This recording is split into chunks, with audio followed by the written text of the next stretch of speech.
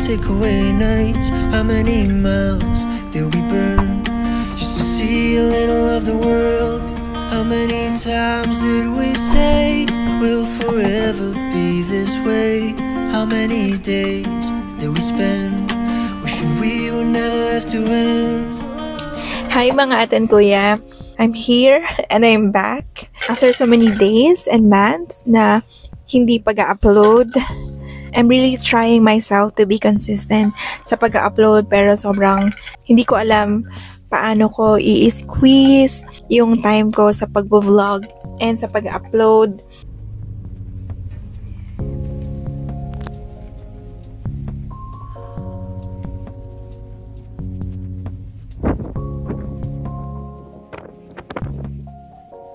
Let's talk about why I decided to stop selling on Shopee after 6 years.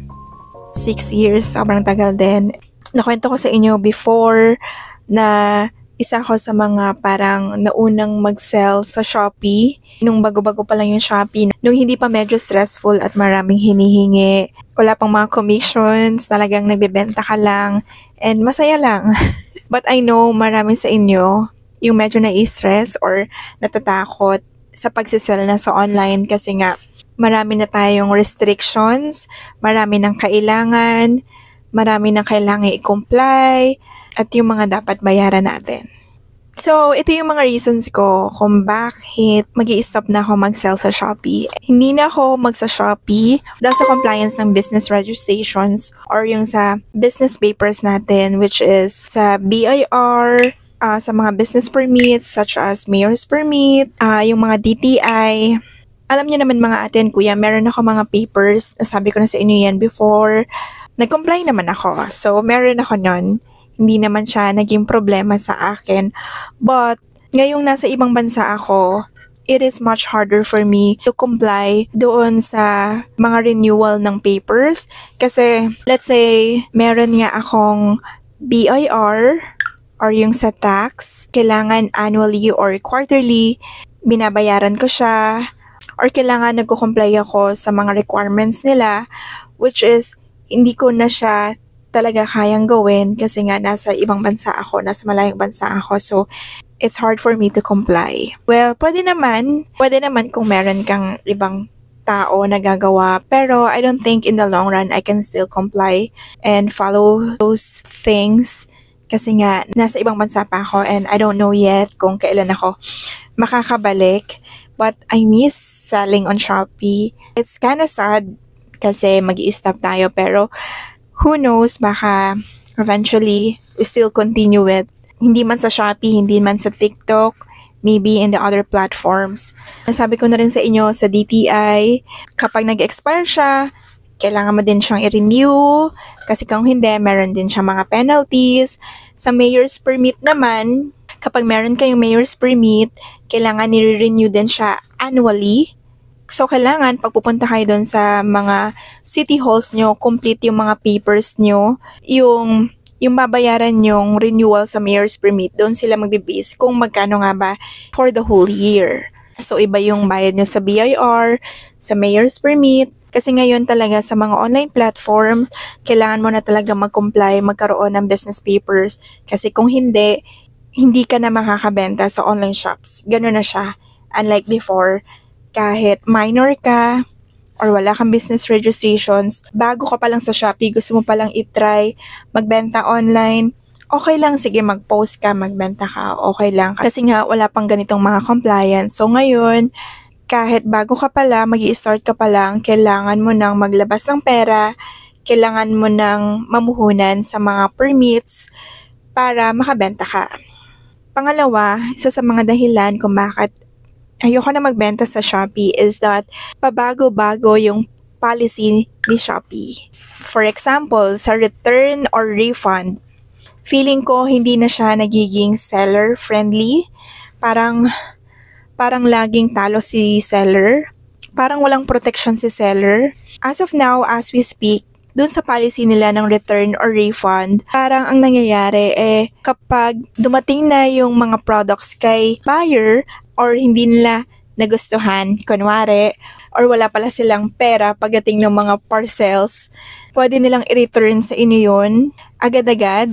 Syempre sa part ni seller, nasayang yung mga packaging materials natin kasi syempre namuhunan din tayo doon.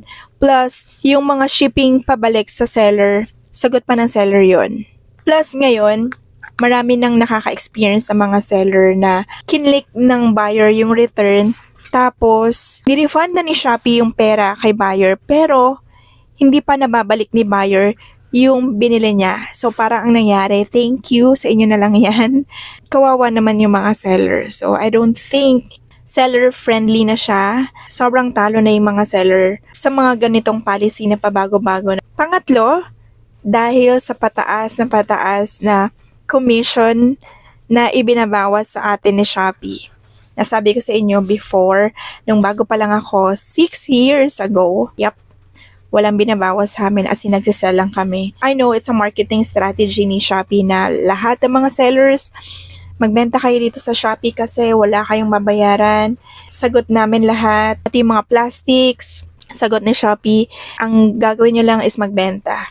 Pero syempre, eventually, ang gagawin nila is paunti-unti, magkakaroon na sila ng commission, babawasan na si seller kapag syempre established na kayo doon sa Shopee, which is ganito yung nangyayari. Yung iba hindi na makaalis sa Shopee kahit na pataas na yung commission na binabawas ni Shopee. Dapat aware tayo sa mga commission na binabawas sa atin. Kasi madalas monthly or like every 3 months, tumataas sila. So kailangan nag-a-adjust din tayo. Hindi laging same price kasi syempre tayo rin yung malulugi. And sa next vlog natin, i-discuss ko sa inyo kung saan tayo pwedeng magbenta ng hindi kailangan ng maraming compliance, especially sa mga bago pa lang. Sa gusto pa lang mag-try mag-online selling kung papatok nga ba yung business nila. Syempre, ito yung mga concern natin. So, i-tackle natin kung saan tayo pwedeng magbenta ng walang masyadong compliance. Hindi ka kukunan ng mga commissions. Talagang halos lahat ng kita mo sa'yo lang mapupunta. So, hindi ko pala nasabi kanina, I am working at the airport as a truck driver. So yun na nga, sinabi ko sa hiring manager na it is my dream job to drive a big vehicle or a truck, especially here in my place, here in this country. So yun, na-hire naman ako. It was a chill and easy job for me kasi tulad nito, nakaupo lang ako sa truck while we are waiting na makadaong sa isang isla.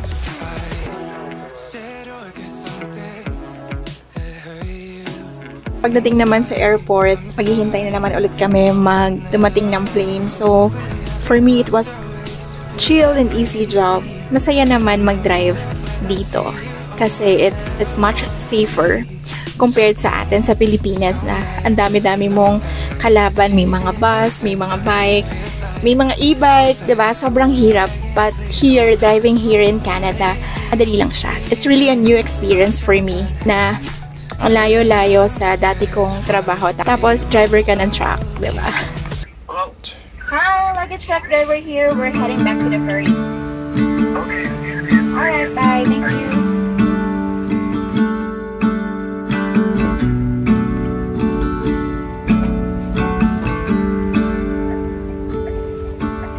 Never been to California, never been to LA.